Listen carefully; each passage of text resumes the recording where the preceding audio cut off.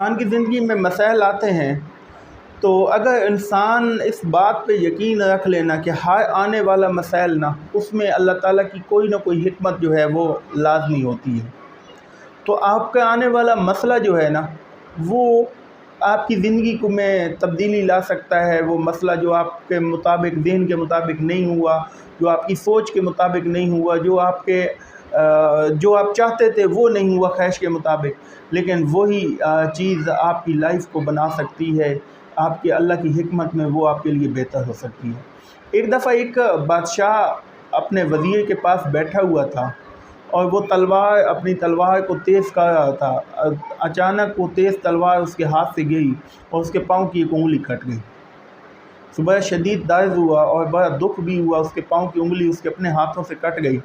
تو پاس بیٹھا وزیر جو ہے وہ بادشاہ سلامت کو کہتا ہے کہ بادشاہ سلامت پریشان نہ ہوں، اس میں اللہ کی کوئی نہ کوئی حکمت ہوگی۔ جب اسے یہ غصہ آیا نا، یہ سنا اس نے تو اسے غصہ آ گیا کہ میری انگلی کٹ گئی ہے، میں اتنی تکلیف میں ہوں، ایک عیب لگ گیا ہے مجھے میری انگلی کٹنے سے، اور یہ وزیر کہتا ہے کہ اس میں کوئی نہ کوئی حکمت ہے۔ اس میں کون سی حکمت ہو سکتی ہے اتنی اس تکلیف میں کہ یہ میرے فائدے میں کیسے ہو سکتی ہے؟ اس نے جب پھر وزیر نے یہی بات کی کہ نہیں، اس میں حکمت ہو سکتی ہے، کوئی نہ کوئی بہتری کی نوید ہو سکتی ہے، بادشاہ کو مزید غصہ آیا۔ اس نے کہا کہ اس کو وزارت سے ہٹا کے اس کو جیل میں ڈال دو۔ تو وہ جب جیل میں جا رہا تھا، گھر والے پاس تھے، تو اس نے گھر والوں کو حوصلہ دیتے ہوئے کہا کہ آپ لوگ پریشان نہ ہوں، میرا جیل میں جانا بھی اس میں کوئی نہ کوئی حکمت ہوگی اور انشاءاللہ اس میں بھی بہتری ہوگی، اس مصیبت میں بھی آپ پریشان نہ ہوں۔ بادشاہ کو مزید اور غصہ آیا کہ یہ جیل جا رہا ہے، اسے میں وزارت سے ہٹا کے، سیشن سے ہٹا کے بند کر رہا ہوں، اور یہ کہتا ہے کہ اس میں بھی کوئی نہ کوئی حکمت ہوگی، یہ کیسا انسان ہے؟ خیر بادشاہ نے اسے جیل میں ڈال دیا۔ ایک 2 منتھ بعد بادشاہ سلامت جنگل میں شکار کے لیے نکلتے ہیں۔ وہ ایک شکار کے پیچھے بھاگتے بھاگتے، وہ گھنا جنگل تھا، وہ اپنے سارے سپاہیوں سے، سیکورٹی گارڈ سے، اپنے سارے پروٹوکول سے، ساتھ والے ملازموں سے الگ ہو گئے،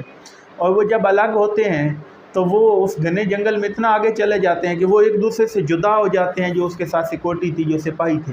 اور وہ اکیلا رہ جاتا ہے۔ تو اچانک وہ آگے چلتے چلتے ایک ایسے مقام پہ جاتا ہے کہ لوگوں کی چیخنے کی آوازیں آئیں، اور دیکھتا ہے تو وہ جنگلی لوگ جو ہیں وہ اس کے ارد گرد پہنچ چکے تھے، جنہوں نے اسے آ کے جو ہے وہ پکڑ لیا، اور پکڑنے کے بعد انہوں نے کیا کیا کہ انہوں نے دیکھا کہ وہ بادشاہ سلامت کافی ایک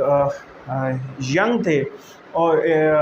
صحت بھی اچھی تھی، خوبصورت نوجوان تھے۔ تو انہوں نے کہا کہ اس کو ایسا کہتے ہیں اپنی زبان میں۔ بادشاہ چیختا رہا، ان کو بتاتا رہا کہ میں ایک علاقے کا بادشاہ ہوں، لہٰذا آپ لوگ اچھا نہیں کہا ہے، میں آپ کے ساتھ یہ کہہ دوں گا وہ، لیکن ان کو تو ان کی بات سمجھ ہی نہیں آتی تھی، وہ ٹوٹلی جنگلی تھے۔ وہ چیختے چلاتے اسے اپنے سردار کے پاس لے گئے۔ اس نے کہا کہ یہ بڑا خوبصورت نوجوان ہے، بڑا صحت مند ہے، اسے اپنے دیوتا کے سامنے قربان کر کے کہیں گے تو ہمارا دیوتا خوش ہوگا، ہمیں اور زیادہ عطا کرے گا۔ تو انہوں نے اس کو رسیوں سے باندھ دیا، وہ ناچنے لگ گئے، ڈول ڈرم بجنے لگ گئے۔ وہ جیسے ناچتے ہیں، آپ نے موویز میں دیکھا ہوگا، ایسے اکثر اوقات ہوتا ہے، دکھاتے ہیں۔ انہوں نے اس کو نہلایا دھلایا، صاف کپڑے پہنائے، خوشبو لگائی، تیل لگا کے بادشاہ سلامت کے اوپر پھول کی پتیاں ڈالی۔ پتیاں ڈالنے کے بعد اسے اپنے دیوتا کے سامنے لے گئے اور اس کے سامنے لٹا کے اسے ان کا سردار خود جو ایک تیز دھار، وہ لمبا خنجر نوبا، چھوڑا نوبا، اس سے وہ اس کو ذبح کرنے کے لیے دیوتا کے پاؤں میں ڈال کے آیا۔ جب وہ اس کے پاس پہنچا تو اس کی اچانک نظر جو ہے وہ ادھر سے ڈول باج رہے ہیں، وہ ناچ رہے ہیں، ڈرم باج رہے ہیں، وہ چیخیں وہ کہے ہیں کہ ان کا دیوتا کے سامنے وہ ایک اچھی قربانی دینے جا رہے ہیں۔ تو بادشاہ وہ ہاتھوں سے جکڑا ہوا بادشاہ ان کے سامنے پڑا تھا، تو اچانک سے اس کی پاؤں پہ اس کی کٹی ہوئی انگلی پہ نظر پڑی، تو اس نے ایسے ہاتھ کر کے مکہ اوپر کر کے سب کو خاموش کرنے کے لیے کہا، سب خاموش ہو گئے۔ تو اس نے کہا کہ اس کی قربانی نہیں ہو سکتی، اس کو عیب لگا ہوا ہے، اس کی انگلی کٹی ہوئی ہے۔ تو بادشاہ کو فوراً وہ بات یاد آ گئی کہ جو وزیر نے کہا تھا کہ اس میں کوئی نہ کوئی حکمت ہے۔ انہوں نے بادشاہ کو چھوڑ دیا اور جانے دیا۔ بادشاہ واپس آیا، فوراً اپنے محل میں پہنچا۔ محل میں پہنچنے کے بعد اس نے فوراً وزیر کو بلایا اور اس کو آ کے بلایا کہ یار تم نے صحیح کہا تھا کہ واقعی جس میں حکمت تھی، اگر آج جیسے انہوں نے مجھے پکڑ لیا تھا اور وہ نہیں ان کو پتہ تھا کہ میں بادشاہ ہوں، میری انگلی کٹی ہوئی نہ ہوتی تو آج انہوں نے مجھے ذبح میں زندگی سے ہی ہاتھ دھو بیٹھتا، کسی کو پتہ ہی نہ ہوتا کہ میں کہاں گیا ہوں۔ لیکن یہ انہوں نے پھر سوچا کہ اس نے کہا کہ یہ تو ٹھیک ہے کہ مجھے اس میں حکمت تھی کہ میری جان بچی ہے زنگلی کرنے کی وجہ سے، نے کہا اس میں یہ کون سی، آپ نے جو 2 منتھ قید میں گزارے ہیں اس میں کون سی حکمت تھی؟ آپ نے یہ بھی کہا تھا کہ اس میں بھی کوئی نہ کوئی حکمت ہوگی۔ تو اس نے کہا بادشاہ سلامت دیکھیں اس میں اللہ کی حکمت کیا تھی، جب میں قید نہیں تھا اس سے پہلے ہمیشہ میں آپ کے ساتھ رہتا تھا، اور اگر میں قید نہ ہوتا تو میں شکار پہ بھی آپ کے ساتھ جاتا، اور وہاں پہ جیسے انہوں نے پکڑ لیا ہو سکتا ہے میں بھی آپ کے ساتھ، کیونکہ میں نے تو باقی تو سپاہی آگے پیچھے آپ کی سیکورٹی کے لیے کھڑے ہو جاتے تھے، میں تو آپ کے ساتھ ہوتا تھا، تو میں بھی آپ کے ساتھ پکڑا جاتا، اور جب آپ کی کٹی انگلی کی وجہ سے آپ کی قربانی وہ نہ دیتے تو وہ آپ کی جگہ مجھے جو ہے وہ اس کے سامنے ذبح کر دیتے۔ تو اس میں بھی اللہ کی حکمت تھی۔ مجھے 2 منتھ